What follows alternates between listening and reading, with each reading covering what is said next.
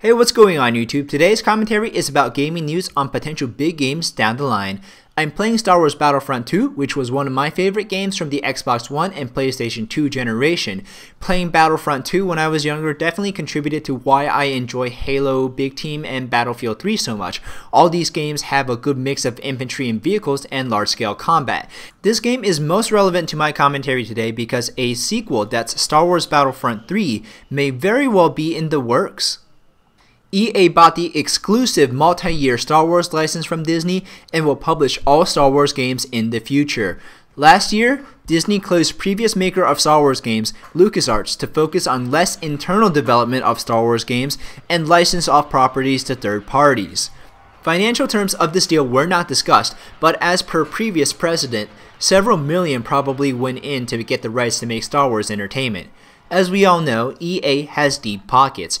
An important thing to note is that they have exclusive rights, meaning that no other company can pay for the ability to make Star Wars games. It's what happened with EA's Madden franchise, because they have the exclusive NFL license, but I'll have more on this later. EA Studios DICE, the makers of Battlefield and Mirror's Edge, Visceral, the makers of Dead Space, and BioWare, the makers of Mass Effect and Dragon Age, are confirmed to be working on games. DICE is the obvious choice to continue to work with Battlefront because the mechanics wouldn't be too different from Battlefield with the Star Wars theme, but imagine how ridiculously awesome it would be to see the game I'm playing now with the graphics and physics of Battlefield 4.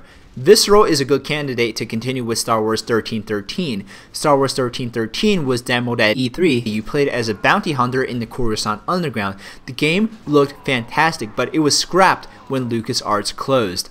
BioWare previously made Knights of the Old Republic 1 and Knights of the Old Republic 2, and most recently Star Wars The Old Republic. The Knights of the Old Republic series were the precursors to the sci-fi epic Mass Effect. Knights of the Old Republic 3 will use a more modern EA engine like Frostbite. None of these games are officially announced, they are just likely scenarios, but it is confirmed that we will be seeing no Star Wars games sooner than 2014. Let me know which of these possible titles has you the most excited.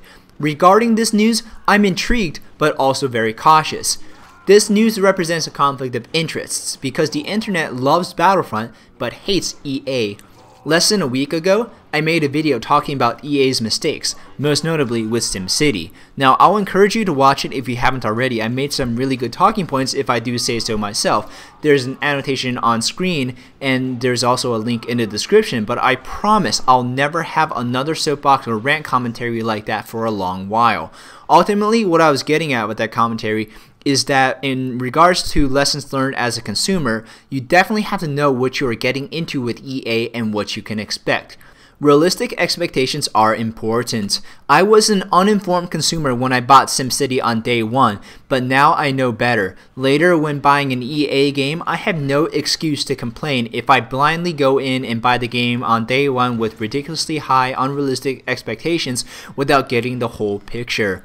DICE, Visceral, and BioWare are all good developers, but EA is famous for excruciating deadlines that have messed up games like Dragon Age 2 and Mass Effect 3. It is very possible that consumers will be presented with an unfinished, unpolished product. I'll touch very briefly on a basic concept of social psychology. An inevitable amount of cognitive dissonance will occur when you make the choice to buy new Star Wars games. Cognitive dissonance is when your attitudes and actions are incompatible. You can't change your action, but you can change your attitude to fit more with your actions. You'll rationalize your choice to buy or not buy the EA game and undermine the other choice. But I will definitely shut up about psychology now because this is YouTube and not school, unless you're watching YouTube in school, of course. But I'm using my commentary about EA to hold myself accountable. With me, if I do get future EA games, again, I have no excuses to complain because I knew what I was getting into.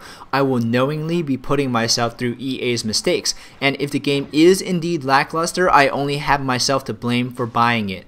But the prospect of seeing Battlefront 3 on the same engine that Battlefield 4 uses is very exciting nonetheless. It'll have been almost a decade since the last Battlefront game, and Battlefront has a lot of features that we do see in modern shooters. It had 64 players on PC back in the day. Space combat in particular was distinctive.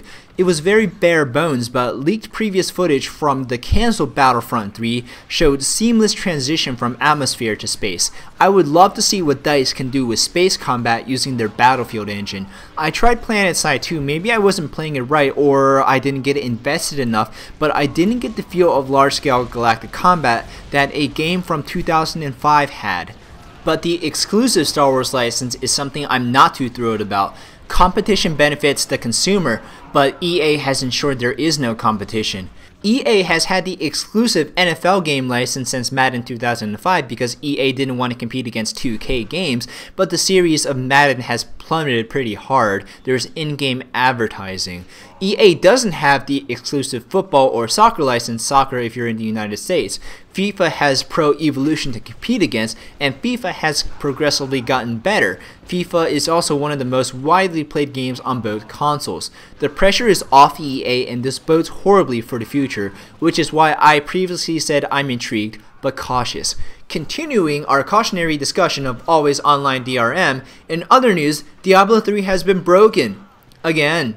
The latest patch introduced a glitch where people were duplicating gold into the trillions. It's been seen on live streams on Twitch. People bought all the items off the auction house. Blizzard shut it down, as well as all the Diablo servers while they're working on a solution. But you can be sure there are bans incoming for those who use the glitch. I haven't personally played Diablo, but from what I hear, the gameplay is decent enough. But all these issues and glitches mar the game and provide numerous headaches that don't seem to be worth it in the end. Every problem can't be attributed to the always online DRM, but Diablo should have been a less broken game through and through. Thanks for watching this commentary. I really hope you enjoyed it. Be sure to leave a comment about which piece of gaming news most interests you. Be sure to subscribe if you're new to my channel, and I'll see you next video.